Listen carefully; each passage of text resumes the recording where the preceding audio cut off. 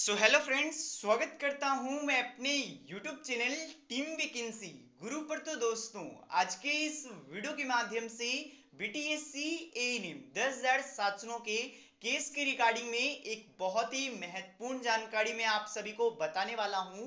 Patna high court के माध्यम से सुनवाई का डेट आ चुका है कि नेक्स्ट हियरिंग कब होने वाला है। साथ ही में दोस्तों, मैं आप लोग को अपडेट्स देने वाला हूं कि क्या हो सकता है केस में, क्या केस में काउंसलिंग होने का चांस है भी या नहीं, वो मैं आप लोग को बताऊंगा। कुछ एग्जांपल्स मैं आप लोग को देने वाला हूं, तो वीडियो के लास्ट तक बने रहिएगा। अब चलिए दोस्तों, जानकारी के ऊपर।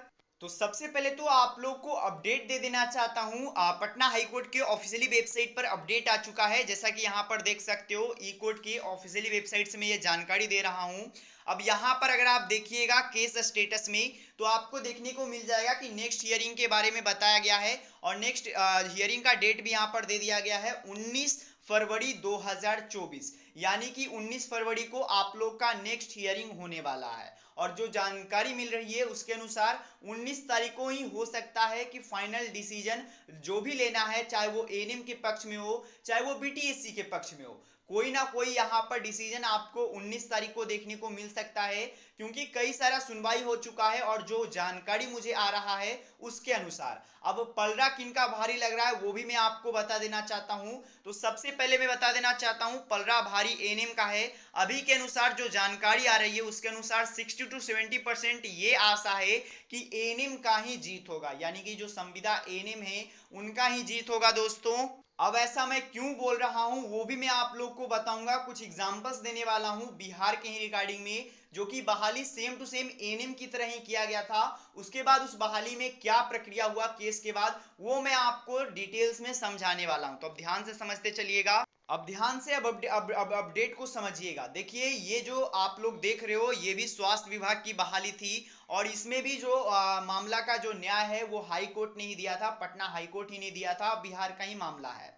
जो आप सुरजीत जी का नाम जान रहे हो, जो कि एएनएम केस में भी लगे हुए हैं, वो भी इसमें भी शामिल थे।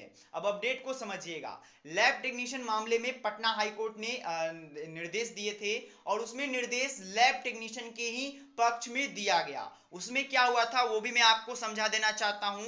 उसमें भी जिस प्रकार से एएनएम का नियमावली चेंज हो गया, उसमें भी नियम बदल दिए गए, सेम टू सेम इसमें भी वही हुआ था। यानी कि 2015 का नया नियम यहाँ पर 2014 वाले बहाली में लाया गया। जो कि बहाली निकाली गई थी उसमें 2014 के अनुसार करना था सभी काम, लेकिन 2015 का नियमावली थोपा गया। अब same to same case ANM में भी है। एएनएम में भी 2018 की नियमावली पर बहाली आई, आपको पता होगा बहाली 2018 की नियमावली पे आया।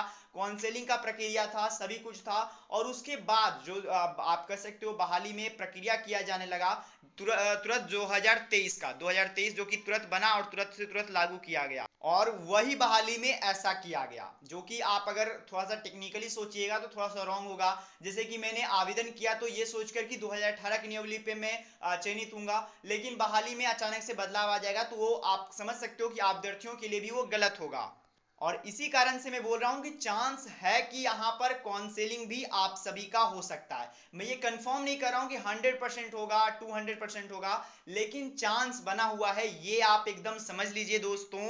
क्योंकि ऐसा हो चुका है प्रीवियस बहालियों में भी, ऐसा अगर किया गया था तो यहाँ पर लैब टेक्नीशियन के ही पक्ष में गया था। और 19 तारीख को ही आपको हो सकता है डिसीजन देखने को मिल जाए। अब जो भी नतीजा आएगा वो मैं आप लोग को बता दूंगा, उसके लिए निश्चित रहिएगा। अब मैंने आपको एक पटना का तो अपडेट दिया ही, एक और मैं आपको बता देना चाहता हूँ। यूपी का प्रयागराज का ये अपडेट है, जहां पर कि यूपी के हाई कोर्ट के माध्यम से डिसीजन ये आया था कि यहाँ पर प्रक्रिया हुई बहाली में, यानी कि जो बहाली निकाल दी गई है उसके बाद नियमों में बदलाव करना गलत है। क्योंकि अगर आप उसमें नियमों के बाद में बदलाव करते हो, यानी कि जो स्टूडेंट्स आवेदन किए वो उस नियम को पढ़ करके किए और आप उसके बाद वो प्रक्रिया बदल दे रहे हो, तो वो तो गलत है। जो आवेदन कर चुके हैं वो तो आवेदन कर चुके हैं। अगर ऐसा होता कि बहाली निकाली जाती और उसको फिर रद्द करके 2023 का नियमावली थोपा जाता तो वो अलग हो जाता है। लेकिन जब बहाली चल रही है उसमें अचानक से नया सूचना आ गया, बदलाव हो गया, वो उनके लिए न्यायालय के माध्यम से गलत है। अब देखिए डिसीजन जो भी आता है, मैं अभी कुछ नहीं कह सकता हूं कि 100% यही होगा, लेकिन चांस ज्यादा है कि एएनएम का जीत हो। और जो जानकारी मिल रही है उसके अनुसार बहुत सारे ऐसे हाई कोर्ट के पेजेस यहाँ पर लगा दिए गए हैं, जो एएनएम का केस है उसमें लगा दिया गया है कि अब मतलब कि यहाँ पर डिसीजंस कि ऐसा ऐसा उसमें हुआ है तो इसमें भी आप कीजिए, ऐसा कुछ करके लगा दिया गया है। तो आप लोग को घबराना नहीं है। अब जैसे ही 19 तारीख को डिसीजन मेरे पास आता है, ऑफिशियली वेबसाइट के माध्यम से मैं जानकारी देता हूं, कोई भी फेक जानकारी नहीं देता हूं, मैं पहले ही बता देना चाहता हूं। तो जैसे ही जानकारी आता है मैं आपको बता दूंगा। जैसे कि अभी ऑफिशियली वेबसाइट के माध्यम से अपडेट किया गया कि डेट आ चुका है 19 तारीख का, तो 19 तारीख का ही मैं बताया, क्योंकि मेरे पास पहले से भी आ रहा था कि 19 तारीख को ही होगा।